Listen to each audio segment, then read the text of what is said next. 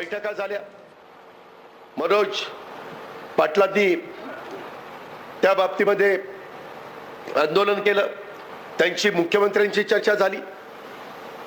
न्यायाधीश शिंदे साहेबांचं एक समिती नेमलेली आहे, ते त्याच्याबद्दलचा अभ्यास करताय. कारण आता जर उद्याच्याला आरक्षण द्यायचं म्हटलं तर मी आपल्याला सगळ्यांना सांगतो, सर्व राजकीय पक्षाच्या नेत्यांची बैठक घेतलेली होती. जेवढे पक्ष आहेत तेवढे प्रमुखांची, विरोधी पक्ष नेते सगळ्यांची, आणि त्याच्यामध्ये सगळ्यांनी सांगितलं आता दिलेल्या 52% आरक्षणाला कुठलाही धक्का न लावता तुम्ही राहिलेल्यामधनं आरक्षण द्या, आमचा पाठिंबा आहे. मधून बातम्या येतात, आंदोलन होतात. इंदापूरला सभा झाली, बारामतीला झाली, जालन्याला झाली, दहिवडीला झाली, फलटणला झाली. सभा घेण्याचा सगळ्यांना अधिकार आहे. आणि त्या सभेमध्ये जी भूमिका मांडायची ती मनोजजींनी मांडली. त्याच्या संदर्भात त्यांचं म्हणणं आहे की सरसकट मराठा समाजाला कुणबी द्या. आणि आता ओबीसी समाजामध्ये 350 जाती आहेत. किती? 350. माझ्याकडे आता ते यादी आहे. त्यांचं म्हणणं की आम्हाला सगळ्यांना आरक्षण मिळत नाही, आमच्यात जे खरोखरीच कुणबी आहेत त्यांना ऑलरेडी आरक्षण आहे. विदर्भामध्ये देशमुखांना आरक्षण आहे, उत्तर महाराष्ट्रात आरक्षण आहे, मराठवाड्यात निजामशाहीच्या काळात मराठवाडा महाराष्ट्रात आला. त्यांच्या काळातलं रेकॉर्ड बघायला सांगितलं, हैदराबादला जाऊन उर्दूमध्ये तपासायला सांगितलं. तोही आपण प्रयत्न करतोय. मित्रांनो, आम्हाला सगळ्यांना संधी मिळाल्यानंतर आम्ही जसं मराठा सकल समाज मागणी करतो, मी पण मराठा समाजाचाच आहे, मी दुसऱ्या समाजाचा नाहीये. मलाही त्या ठिकाणी समाजातल्या गरीब वर्गाला, पण माझ्या मुलामुलींना, संजयच्या मुलामुलींना, कल्याणरावच्या, बबनदादांच्या, दीपकच्या, राजन मालकाच्या, रणजितच्या, इथं अनेकांना मुलामुलींना आरक्षणाची गरज नाही. पण एक वर्ग आपल्या मराठा समाजात असा आहे की त्यांना आरक्षणाची गरज आहे. त्या आर्थिक बाबतीत कमकुवत आहे. ते आज कष्ट घेत आहेत, परिश्रम घेत आहेत. काही जण रोजगार हमीच्या कामाला जात आहेत. जमिनीचे तुकडे पडले. आजोबांना माझी जर 40 एकर जमीन असेल, 70 एकर, तर त्यांना 7 मुलं झाली, 10 एकर. माझ्या वडिलांना 2 मुलं, आम्ही झाली 5 एकर. मला 2 मुलं झाली 2.5 एकर. झाला अत्यल्प भूधारक. कारण त्याच्यात तर कुणी थांबायला तयारच नाहीये. स्वातंत्र्य मिळालं तेव्हा 35 कोटी होतो, आता 140 कोटी झालोय. 35 चोक 140, चौपट 75 वर्ष. याला कुठल्या जगाची ताकदच नाही, कुठल्या देशाची. उलट आता जपानची लोकसंख्या कमी होतीये. ते जास्त मुलं जर जन्माला आणली तर त्यांना सवलती देत आहेत, त्यांना वेगवेगळ्या प्रकारे इन्सेंटिव्ह देत आहेत. ठीक आहे, ते त्यांना लागला, मला त्याच्याशी काही करायचं घेणं देणं नाही. आपण योग्य पद्धतीनं 1-2 अपत्यावर, मी एक अपत्यावर म्हणणं बरोबर नाही. मलाच 2 आहेत तर म्हणतील तुला 2 आहे, तू काय सांगतो एक अपत्यावर. त्याच्यावर 2 अपत्यापर्यंत थांबलं पाहिजे. सगळ्या समाजाने, कुठल्याही जातीमध्ये, धर्मामध्ये, पंथामध्ये असं काही सांगितलेलं नाहीये. देवाची कृपा, देवाची कृपा काय, देवाची कृपा नसते, आपलीच कृपा असते. त्याच्यामुळं तुम्ही उगीच हे काहीतरी सांगून लोकांना वेगळं बनवण्याचा प्रयत्न करू नका. मनोज पाटलांनी जी काही भूमिका मांडलेली आहे, त्यांनी 30 दिवस घेतले, परत 10 दिवस दिलेत. त्याच्याबद्दल आमचा सगळ्यांचा प्रयत्न चाललेला आहे. आम्ही अतिशय तज्ञ प्रख्यात वकिलांशी बोलतोय. कारण मित्रांनो, आता राज्यकर्ते आम्ही आहोत. उद्याच्याला द्यायचं झालं ते टिकलं नाही तर लोक म्हणतील ही निव्वळ आम्हाला फसवतात, हे आम्हाला बनवतात राज्यकर्ते. अशाच पद्धतीचा समाजाचा दृष्टिकोन त्या ठिकाणी होईल. आणि म्हणून जसं एकदा दुधाने तोंड पोळल्यानंतर ताक देखील आपण फुंकून पितो, तसा प्रयत्न त्या ठिकाणी करतोय. मित्रांनो, आता मात्र ते म्हणतात की सगळ्यांनाच कुणबी द्या. ओबीसी समाजाने सगळ्यांनी शिष्टमंडळ आणून सांगितलं की आमच्यामध्ये सगळ्यांना सरसकट घालण्याचं कारण नाही. धनगर समाज म्हणतो की आम्हाला एसटी मध्ये घाला. आदिवासी समाज म्हणतो की त्यांना वेगळं काही द्यायचं असेल ते द्या, आम्हाला काही म्हणायचं नाही, पण आमच्यात घालू नका. बाजू एक नाहीये मित्रांनो, तुम्ही नीट समजून घ्या. आज समजून घेण्याची मनस्थिती, मानसिकता विशेषतः मराठा समाजातल्या तरुण तरुणींची राहिलेली नाही. काही काही ठिकाणी तर सभेला ज्यांच्याकडे ओबीसी सर्टिफिकेट आहे, कुणबी आहे, ते पण जाऊन बसतात.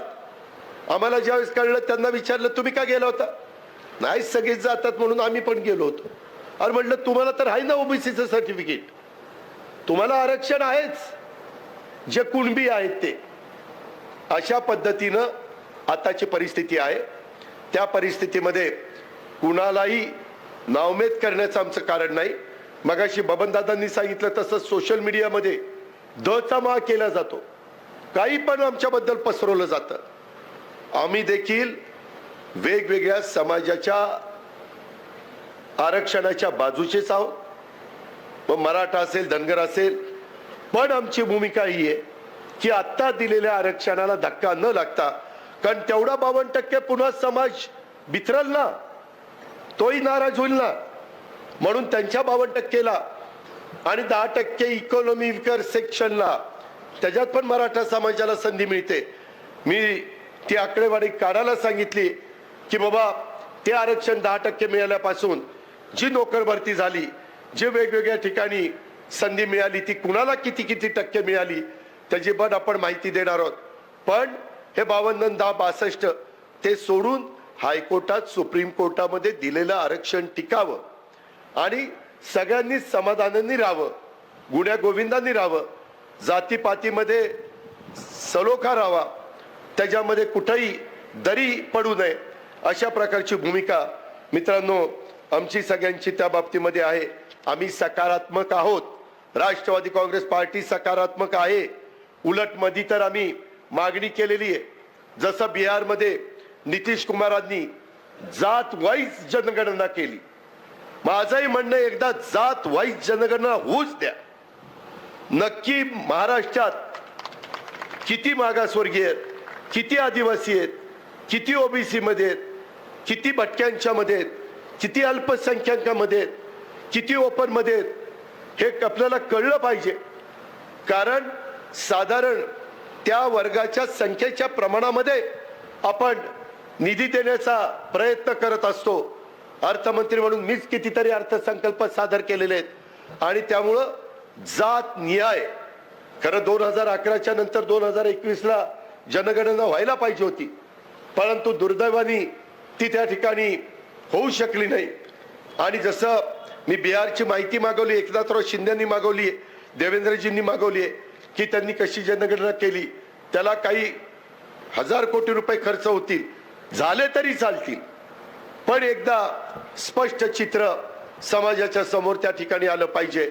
आणि हे सगळं करत असताना आज जो सकल मराठा समाज मागणी करतोय, ती पण मागणी पूर्णत्वाला नेत असताना त्याच्यातून इतरांच्याही कुठं आरक्षणाला धक्का लागणार नाही, त्यांच्याही भावना कुठं दुखावल्या जाणार नाही.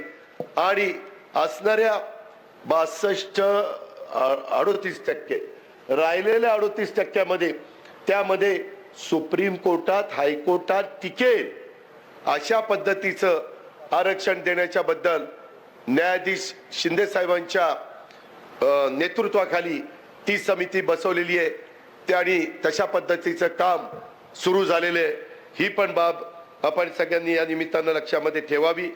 आणि दुसरा महत्वाचा विषय म्हणजे आपला मंत्रीपद. त्याच्या संदर्भामध्ये आता मला तिथं जागाच नाही. पूर्वी मला सांगता यायचं वरिष्ठांनी नाही केलं त्याला मी काय करू. अरे थांबणार. त्याच्या संदर्भात आम्ही सगळ्यांनी, एकनाथराव शिंदे आणि देवेंद्र फडणवीसांचं सरकार झालं, 20 लोकांचं मंत्रिमंडळ होतं आणि त्याच्यात आम्ही चर्चा केली आणि हे वेगवेगळ्या प्रकारच्या प्रश्नांची सोडवणूक करण्याच्या करता, आमची कामं होण्याच्या करता बहुजन समाजाचं भलं होण्याच्या करता वंचित वर्गाचं, गरीब वर्गाचं, मागासवर्गीय आदिवासी वर्गाचं, अल्पसंख्याक वर्गाचं भलं होण्याच्या करता आम्ही सगळ्यांनी ही भूमिका घेतली। आज 45-50 आमदार भूमिका घेतात हे काही साधीसुधी गोष्ट नाहीये आणि त्याच्यातनं आम्ही पण 30-35 वर्ष समाजकारण राजकारण केलेलं आहे। आम्ही पण वरिष्ठांचा मान राखलेला आहे, वरिष्ठांचा आदर केलेला आहे, वरिष्ठांनी जे सांगितलं ते त्या ठिकाणी पाळलेलं आहे हेही आपल्याला सगळ्यांना माहिती आहे। वरिष्ठांनी बाहेरनं 2014ला भाजपला पाठिंबा दिला, आम्ही गप्प बसलो, ठीक आहे, दिला, निर्णय घेतला, मान्य आहे। अशा अनेकदा घटना घडल्यात, त्याचा मी बऱ्याचदा साक्षीदार झालेलो आहे। स्वर्गीय RR पाटील आज हयात नाही, नाहीतर RR आणि मी अशा वेळेस बऱ्याचदा असायचो। पिचड साहेब असायचे, भुजबळ साहेब असायचे, पद्मसिंह असायचे, पाटील, विजयसिंह मोहिते पाटील असायचे, हे एक ज्येष्ठ नेते म्हणून त्यामध्ये असायचे। ही पण बाब तेवढीच निर्विवादपणे सत्य आहे, हे पण मी आपल्याला अतिशय स्पष्टपणे सांगतो आणि त्याच्यातनं आम्ही ही भूमिका स्वीकारलेली आहे। आता आम्ही त्यांना सांगितलेलं होतं की साधारण शिंदे साहेबांचे जेवढे मंत्री पद असतील, कारण त्यांचे पण 50 आमदार आहेत, आमचे पण तेवढेच आहेत, सगळ्यात जास्त आमदार भाजपचे आहेत, 105 का 106 आणि 9 बाहेरनं पाठिंबा देणारे 115 असे आमदार त्यांच्या विचाराचे आहेत आणि त्या पद्धतीनं करा। पहिल्यांदा त्यांनी 9 मंत्रिमंडळामध्ये सहकारी घेतले आणि त्याच्यातनं वेगवेगळ्या प्रकारच्या बातम्या येत आहेत, त्याच्यातनं किती राष्ट्रवादीला मिळत आहेत, किती शिंदे साहेबांचा तो अधिकार आहे कारण ते मुख्यमंत्री आहेत, मात्र संख्या देवेंद्र फडणवीस साहेबांच्या भाजपची जास्त असल्यामुळं ते त्याच्यामध्ये महत्त्वाची भूमिका बजावणार, हे देखील त्रिवार सत्य आहे।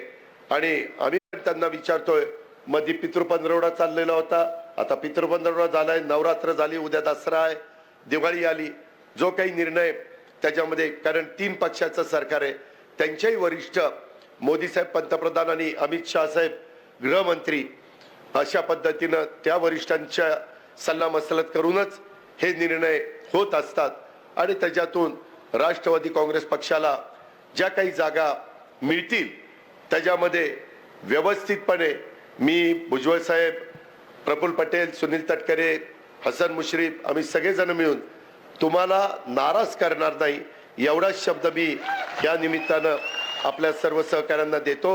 अतिशय 6 वेळेला निवडून येणं हे साधी सोपी गोष्ट नाही। एकदा निवडून आल्यानंतर दुसऱ्यांदा निवडून येताना मी मांडणाऱ्यांची फाटती, खरंच फाटती, पण आता आम्हाला माहिती आहे की कसं कसं काय काय माणसं कशी सांभाळावी लागतात। मग अशी मी संजय दादाचं पण भाषण, सुहास दादा काय नाही, संजय पाटलांचं, संजय दादा ते म्हणले की पूर्वी मी तिकडं होतो, आता मी दादांकडे आलोय, दादांनी पण मला सामावून घेतलेलं आहे। अशा पद्धतीनं सर्व तरुणांना, तरुणींना, महिला भगिनींना, वडीलधाऱ्यांना बरोबर घेऊन बबन दादा पुढे चाललेले आहेत आणि त्याच्या संदर्भामध्ये आज जिल्ह्यातले बहुतांशी सहकारी हे राष्ट्रवादी काँग्रेस पक्ष आबाब लोकांच्या बरोबर आहे। त्याच्यातून समाजाचं भलं होण्याच्या करता जेवढं काही परिश्रम घेता येईल, कष्ट घेता येईल आणि आज बबनदादांनी सगळ्यांच्या साक्षीनं बबनदादा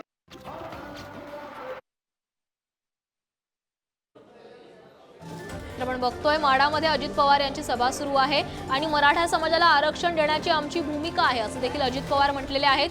52% आरक्षणाला कोणताही धक्का न लावता आरक्षण देऊ असं आश्वासन देखील अजित पवार यांनी दिलेलं आहे। आपण बघतोय माढामध्ये अजित पवार यांची सभा सुरू आहे आणि यामध्ये त्यांनी मराठा आरक्षण देण्यासाठी सरकार प्रयत्नशील असल्याचं देखील वक्तव्य केलेलं आहे। देतो यंदाचा 23-24 गळीत हंगाम अतिशय चांगला जावा। यंदा फार ऊस कमी आहे, कारखाने 90 ते 100 दिवस चालतील की नाही शंका आहे, अशी परिस्थिती आहे। त्याच्यामध्ये खानसाऱ्या चालू आहेत, गुळाच्या निमित्तानं, गुळाच्या पावडरच्या निमित्तानं कारखाने सुरू झालेले। आरक्षणाला धक्का न लावता मराठ्यांना आरक्षण देण्याचा प्रयत्न आहे असं देखील अजित पवार म्हटलेले आहेत। मराठा समाजाला आरक्षण देण्याची आमची भूमिका आहे। फडणवीसांच्या काळात मराठ्यांना आरक्षण देण्यात आलं, मात्र ते कोर्टात टिकलं नाही असं देखील अजित पवारांनी म्हटलेलं आहे।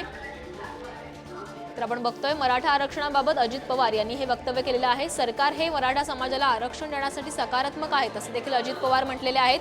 तसंच मंत्रिमंडळ विस्तारावर देखील अजित पवार यांनी भाष्य केलेलं आहे. मंत्रिमंडळ विस्तारामध्ये कुणालाही नाराज करणार नाही असं देखील अजित पवार म्हणालेले आहेत. अजित पवार यांची सोलापूरच्या म्हाडामध्ये ही सभा सुरू आहे आणि यामध्ये त्यांनी मराठा आरक्षण आणि मंत्रिमंडळ विस्तार यावर देखील वक्तव्य केलेलं आहे. मंत्रिमंडळामध्ये कुणालाही नाराज करणार नाही असं देखील अजित पवार म्हणालेले आहेत.